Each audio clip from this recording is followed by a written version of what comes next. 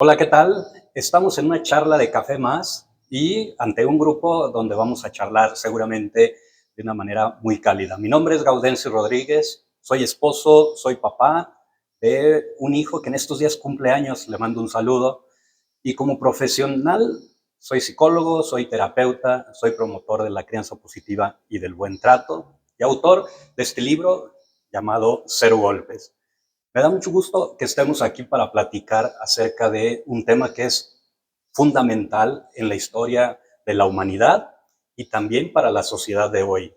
Hablamos de la crianza positiva. Crianza positiva, que es un concepto que pudiéramos pensar que es una moda porque mucha gente ha comenzado a hablar de ella. Sin embargo, no es una moda, o yo espero que no lo sea, sino que sea algo que llegó para quedarse.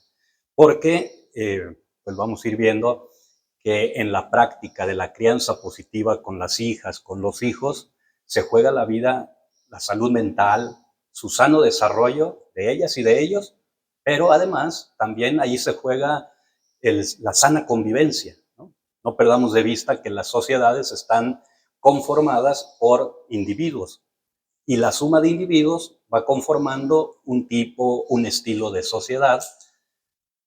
¿Qué tipo de sociedad tenemos? Voltemos a ver a nuestro alrededor. ¿Qué niveles de paz tiene? ¿Qué niveles de violencia tiene? ¿Qué niveles de productividad? ¿Qué niveles de salud mental tiene nuestra sociedad? Eso está mucho en función de cada uno de sus individuos. Y esos individuos vienen como resultado de haber sido creadas de una manera. Entonces, en función de la calidad de los cuidados, de la crianza, de la educación que esta generación adulta tuvimos hace 20, hace 30 años, es que la sociedad que hoy tenemos nos está, digamos, como pasando la factura, ¿no? Entonces, por eso es muy importante que charlemos hoy acerca de esta temática. Y entonces, pues vamos a poder escuchar preguntas, reflexiones, respuestas, y soy pues todo oídos, toda atención para que podamos interactuar. Les escucho. Hola, buen día. Yo soy Vero, soy mamá de un niño de 9 años y sí me interesaría saber qué es la crianza positiva. ¿Qué tal, Vero?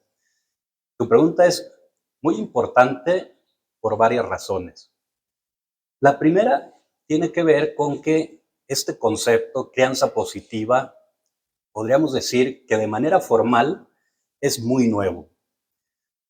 Me permite tu pregunta decir lo siguiente. Somos una generación, estas personas adultas, que venimos de haber sido educados o criados de una manera donde la mano dura, el autoritarismo, el porque lo digo yo, era la constante. ¿O me equivoco? ¿O solo me pasó a mí? ¿No? Si nos pasó a todo el mundo.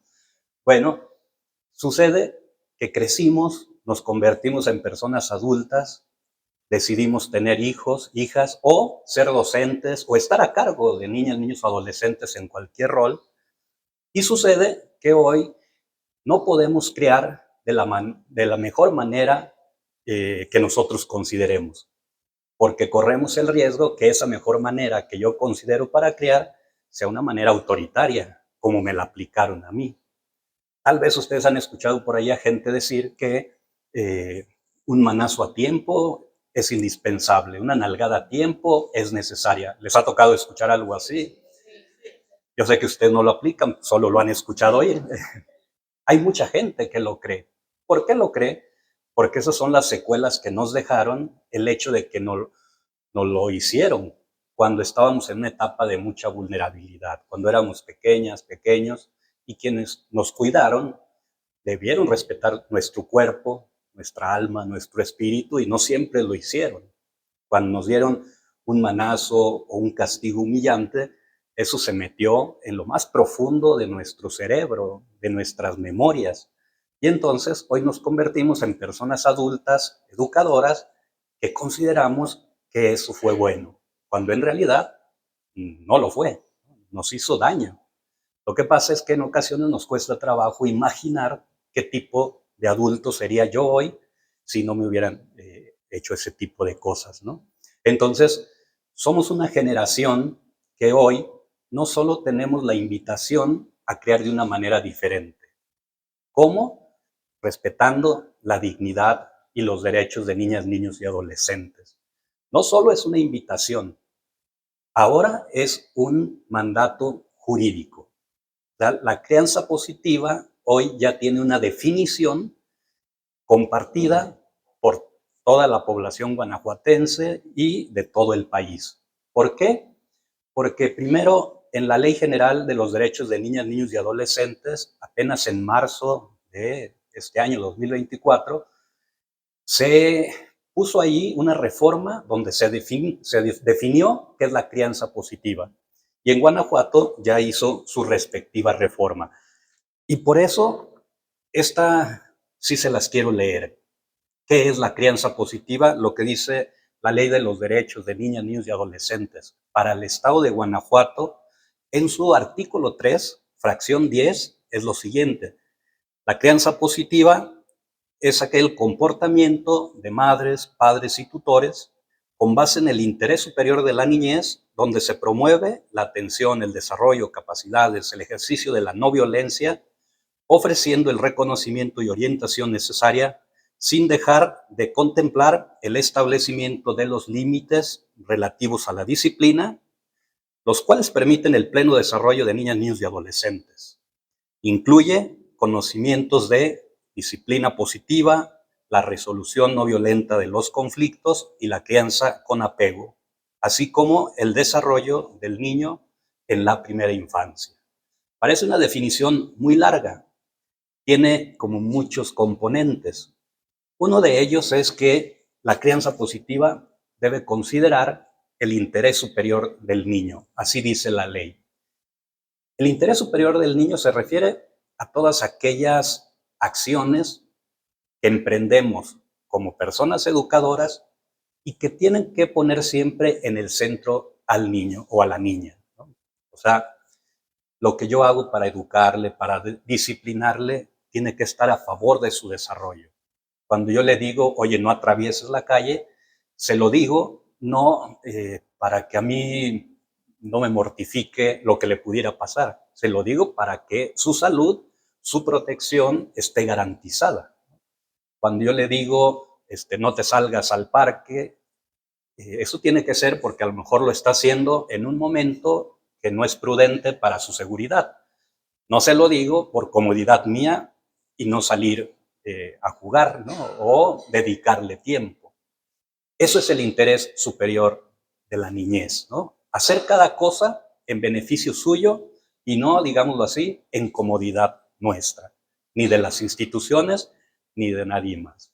Entonces, bueno, la crianza positiva es un tremendo reto que tenemos porque es criar de una forma en que no nos criaron de manera suficiente, un tremendo reto porque decía, no es una invitación hoy solamente, sino que es un mandato jurídico el practicarla de esa manera. ¿La tenemos fácil? ¿La tenemos difícil? Es la pregunta, porque se trata de dar lo que no recibimos, ¿no? Ya dirán ustedes algo al respecto. Mi pregunta sería, ¿por qué debemos implementarla? Hola, Rosa. Debemos de implementarla por lo que acabo de mencionar, ¿no? Porque es un mandato jurídico. Eso es una respuesta, digamos, del orden de lo formal, ¿no? Y no podemos, pues, escamotear, no podemos zafarnos de ese mandato jurídico.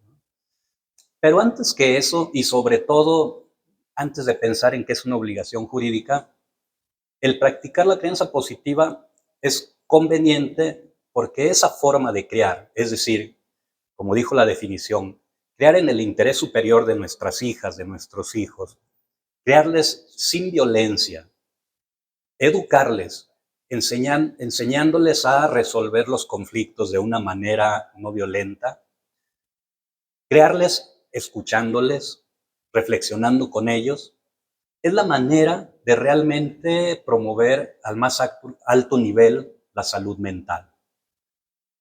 A mí me sirve mucho como educador pensar que la labor de la crianza, que no perdamos de vista, es una labor compleja, prolongada porque dura por lo menos 20 años, ¿no? Y por lo mismo, en ocasiones cansada, tiene como finalidad no modificar los comportamientos que nosotros consideramos inadecuados. Va más allá. Tiene como finalidad ayudarle a madurar y a construir un cerebro pleno. Que no se nos olvide, la cría humana nace con un cerebro y un sistema nervioso y un cuerpo todavía inmaduro, ¿no? Nuestro trabajo es irle ayudando a través de los años a que pueda construir un cuerpo y un cerebro totalmente desarrollado a su máximo potencial, ¿no? Y cuando esto lo hacemos practicando una crianza positiva, eso es lo que estamos haciendo, ayudando a construir un cerebro pleno. ¿Qué significa esto? Pues un cerebro con todas sus estructuras cerebrales, con las que no nació el bebé, sino que a través de los años, a través del buen trato, a través de la crianza positiva, esas estructuras cerebrales se van construyendo y luego se traducen en habilidades, en actitudes, en valores. Y un cerebro pleno también significa que funciona de manera integrada. Es decir, no funciona los sentimientos por un lado y los pensamientos por otro y las conductas por otro, sino que puede juntar las tres cosas, ¿no? Recuerden, somos seres primariamente emocionales, secundariamente reflexivos, y siempre vamos a estar funcionando así. Un cerebro pleno, integrado, nos permite estar siempre conscientes de lo que estamos sintiendo, gracias a que puedo pensar sobre lo que siento. Y cuando logro eso, ya estoy en posibilidades de tomar una decisión que sea realmente adaptativa, benéfica para mí, benéfica para los otros. Y esto solo lo puedo lograr si mi cerebro es capaz de manejar las propias emociones. Entonces, la crianza positiva es, digamos, como la vía para tal fin.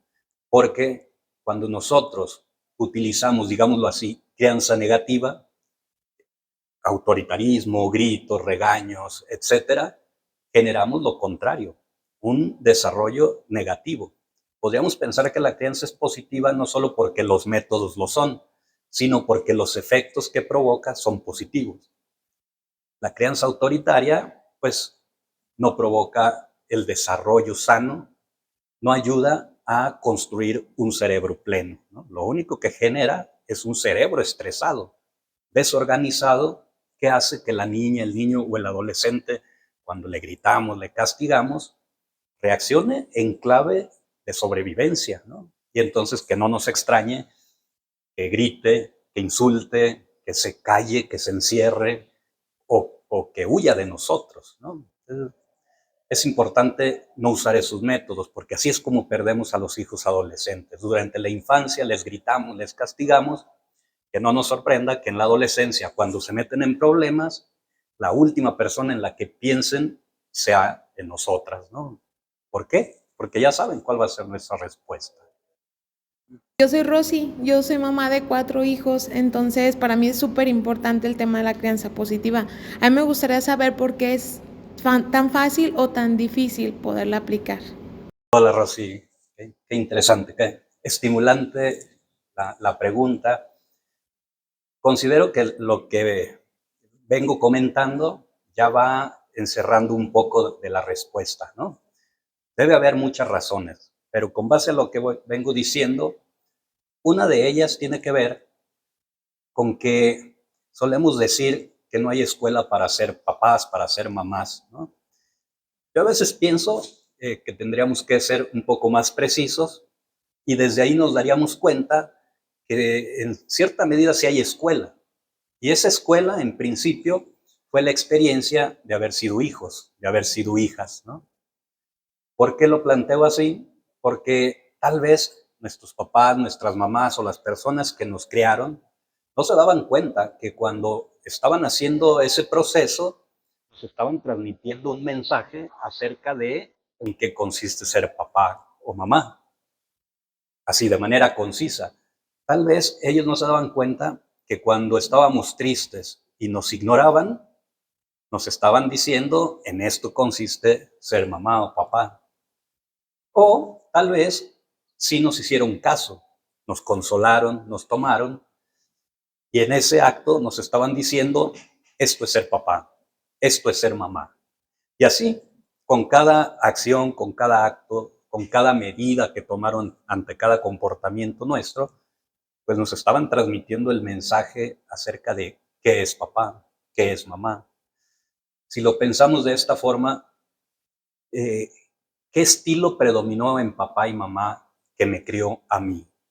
Un estilo autoritario, maltratante, negativo, o un estilo más respetuoso, más bien tratante, más positivo. Seguramente, como son imperfectos nuestros padres, nuestras madres o quienes nos criaron, hubo de las dos cosas. La pregunta es, ¿hacia dónde se inclinó la balanza? Porque hacia donde se inclinó la balanza dará cuenta de la cantidad de la acumulación de memorias acerca de en qué consiste ser papá, en qué consiste ser mamá. Y hoy, en nuestra adultez, de ahí partimos para jugar ese rol. No solo como papás, como mamás, insisto, como docente, como terapeuta, como instructor deportivo, como catequista, o sea, en cualquier rol a cargo de niñas, niños y adolescentes, de ahí parto. Y entonces, a la pregunta, ¿qué tan fácil o difícil será para esta generación nuestra practicar la crianza positiva? Yo pensaría que va a estar un poco complejo porque venimos de otros estilos que eran válidos, que se valían porque no estaban prohibidos y lo que no está prohibido está permitido. ¿Por qué es difícil? Porque lo no vivido es más difícil imaginárselo, ¿no? Hay muchas veces que en los talleres empezamos a compartir algunas opciones concretas de crianza positiva, de crianza bien tratante, y mucha gente dice, eso no va a funcionar, eso no va a aplicar con mi hijo es muy rebelde, y si usted me sugiere que hay que reflexionar en lugar de castigarlo, creo que por ahí no va. Creo que esas respuestas tienen más que ver con que nos es difícil imaginar lo no vivido, ¿no? Pero yo lo que les quisiera decir es que, afortunadamente, la ventaja que tenemos como generación educadora, comparada con la de nuestros padres o abuelos, es que hoy ya tenemos información científica acumulada sobre la crianza. Es decir, hay países que ya llevan 50 años o más implementando la crianza positiva, llamándola de otros nombres, y hoy ya tienen generaciones de personas adultas y que sabemos cuál fue el efecto de esa manera de criarles. ¿Cuál es ese efecto? Pues son personas con mayores niveles de salud mental, con mayores sensaciones de felicidad, más productivas, que gozan como de mayor plenitud general, ¿no? Más solidarias, más humanas, etcétera. ¿Por qué? Pues porque la crianza positiva, como dije hace un momento, trae como resultado la construcción de un cerebro pleno, o sea, un cerebro más capaz, más potente. A esta generación nuestra no nos va a salir en espontáneo la crianza positiva. Vamos a tener que forzarla, vamos a tener que trabajar en ella. ¿Cómo así? Charlando como lo estamos haciendo ahora, reflexionando, recordando mi propia historia, leyendo sobre el tema, porque hoy sí hay información, escuchando podcasts, tomando talleres, es decir, acercándonos a esa información que no tuvieron nuestros padres, madres, abuelos, abuelas, y que hoy sí existe. Una razón más por la que nos podrá ser difícil el practicarla es porque en ocasiones no va a ser suficiente con leer un libro, por ejemplo. ¿Por qué? Porque en ocasiones esas formas de crianza autoritaria sí pudieron haber generado traumas en nosotros. Y entonces yo, por más que me propongo aplicar lo que aprendí en el taller o en el libro, no lo consigo. ¿Por qué? Porque probablemente hay traumas significativos que en momentos de estrés generan que se me vengan esas reacciones, esos recuerdos, y no los puedo frenar, ¿no? ¿Qué hacer? En ese caso necesito trabajar conmigo misma, conmigo mismo, ¿no? reuniéndome con más papás, con más mamás, platicando lo que me pasa con alguien de mi confianza total.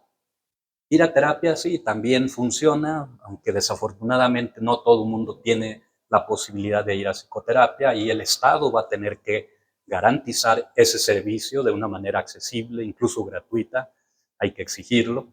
Pero mientras tanto, el platicar con alguien de mucha confianza para mí, lo que me provocan los comportamientos de mi hija o de mi hijo, puede ir ayudando a comprenderme a mí misma. Buenos días. Primero que nada, muchas gracias por todo el tema tan interesante que nos está platicando.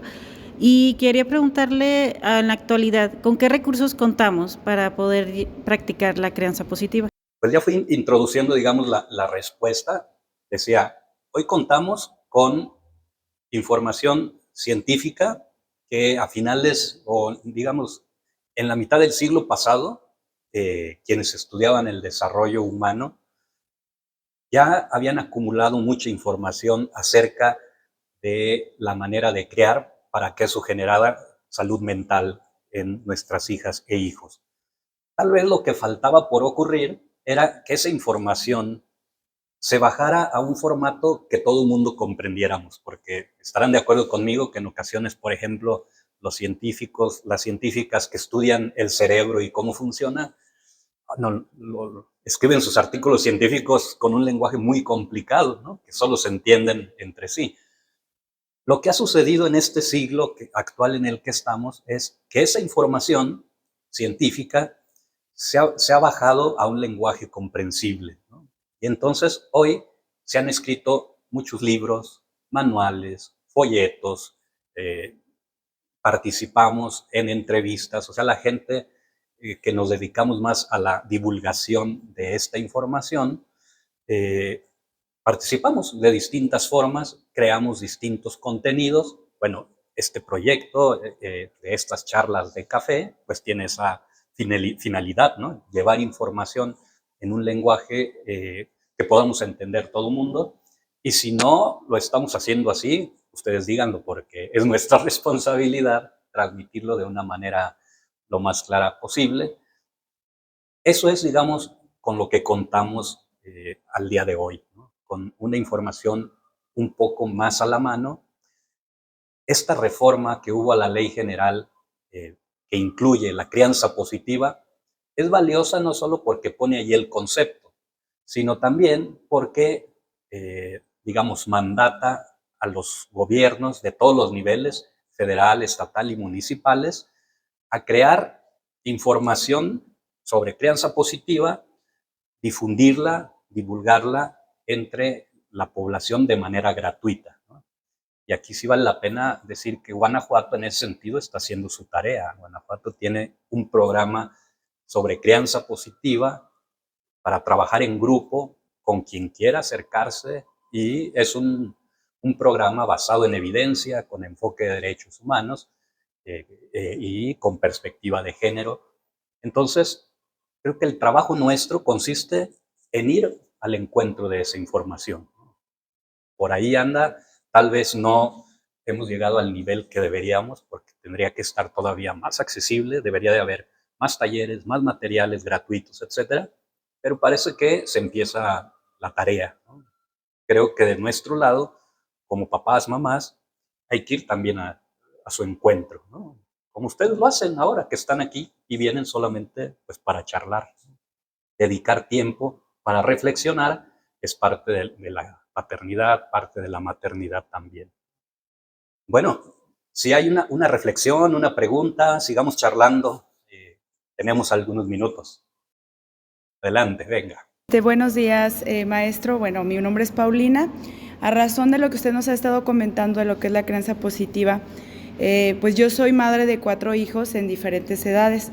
Entonces, bueno, siendo autorreflexiva y autocrítica, la verdad es que ha habido diferentes etapas dentro de esta crianza y me gustaría mucho aplicar la crianza positiva con los 4, pero haciendo esta reflexión veo que me han fallado cosas con los mayores. ¿Qué tanto o de qué manera se puede hacer esto más amigable y qué tanto impacto dejamos ahora sí que en aquellos errores que ya se cometieron y aquellos que todavía podemos subsanar o podemos evitar con los hijos menores. Gracias. Gracias a ti, Paulina. Te llamas como mi hermana y haces que me vengan recuerdos muy gratos al recordar también a mi hermana. Tu pregunta es compleja, porque compleja es la crianza, ¿no? Y más cuando se trata de 4 que están en distintas edades, ¿no? Justo una de las características de la crianza positiva es considerar la etapa de desarrollo de cada hijo, de cada hija, porque en función de la etapa de desarrollo en la que están, hemos de esperar distintas cosas. Dicho de otra manera, hay cosas que son esperadas en el desarrollo y que van a pasar incluso sin hacer gran cosa, ¿no? Por ejemplo, es esperado que alrededor de los 2 años las niñas y los niños adquieran como mucha autonomía y que quieran, ya aprenden a caminar y eso les da mucha autonomía y quieren explorar mucho y por lo mismo pueden exponerse a riesgos no medidos. Y ahí comenzamos como una conflictiva porque aparece de nuestra parte la necesidad de poderles marcar las líneas donde sí es seguro y ellos se van a frustrar mucho. Su capacidad para explorar es grande, su deseo de explorar es grande, pero su capacidad para frustrarse cuando les decimos que no es muy pequeña. Entonces, puede que hagan lo que llamamos despectivamente berrinche, ¿no? Que hagan pataleta, que más que berrinche o pataleta son desbordamientos emocionales derivados de que no pueden manejar su frustración. Si nosotros no sabemos que eso es esperado para el desarrollo, nos vamos a desesperar y vamos a dar interpretaciones negativas de eso. Vamos a pensar que tal cosa la están haciendo solo por latosos, ¿no? O por molestarme a mí, o por tomarme la medida. Cuando en realidad no tiene nada que ver con eso. Su aparato mental todavía no tiene capacidad de tomarme la medida, de manipularme a los 2 años. Si ustedes conocen a alguien así, preséntenmelo, porque sería un niño, una niña muy interesante en términos de desarrollo. Yo necesito saber que eso es esperado y necesito saber cómo acompañarle, ¿no? Cómo ayudarle a que si está desbordado emocionalmente, yo le preste mis habilidades para ayudarle a que se recupere. Bueno, así como es en esa etapa, va siendo en cada una de ellas, ¿no? Si damos un salto a la etapa adolescente, sabremos que la autonomía vuelve a ser un tema, ¿no? Adquieren una capacidad de exploración muy grande, interés por conocer el mundo, se exponen a riesgos, es parte de la vida.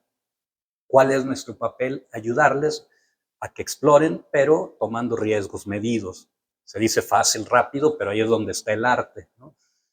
Pero si yo sé que parte de crecer, de explorar, tiene que ver en ocasiones con confrontarse con la autoridad, estoy hablando del mundo adolescente, donde sucede de manera clara, igual que sucede a los 2, 3 años, yo sabré que el hecho de que mi hija o hijo adolescente sea contestón conmigo cuando yo le digo, no, no puedes ir, es muy riesgoso, es el lugar a donde pides ir, yo no me voy a mortificar tanto, ni me voy a enganchar siempre, porque sé que ese estar encima de mí obedece a su proceso de desarrollo y hasta está bueno, está bien. ¿Por qué discute conmigo? Yo debo de saber que discute conmigo porque puede.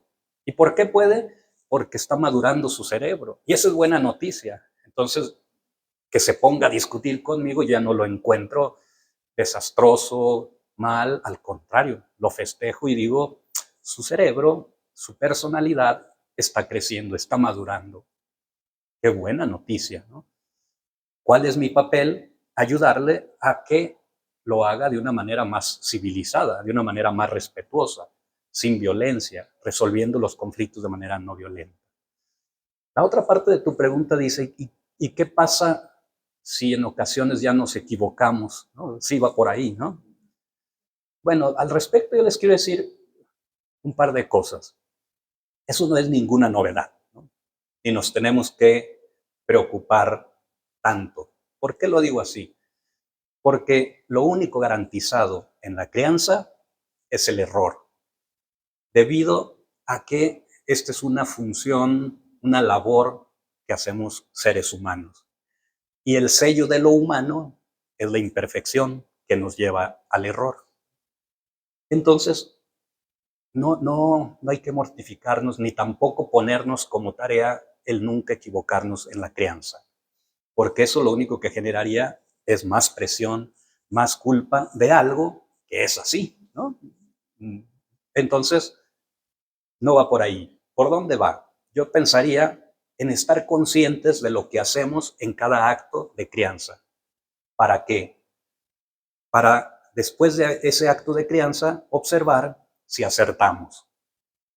Si acertamos, lo vamos a sentir en el cuerpo. Me voy a sentir como papá satisfecho, orgulloso de no haber perdido la cabeza, de haber acompañado bien a mi hijo, a mi hija. Y también él o ella lo va a sentir en su cuerpo. Se va a sentir respetado, seguro, confiado. Y ambos generaremos como un fortalecimiento en nuestro vínculo, ¿no?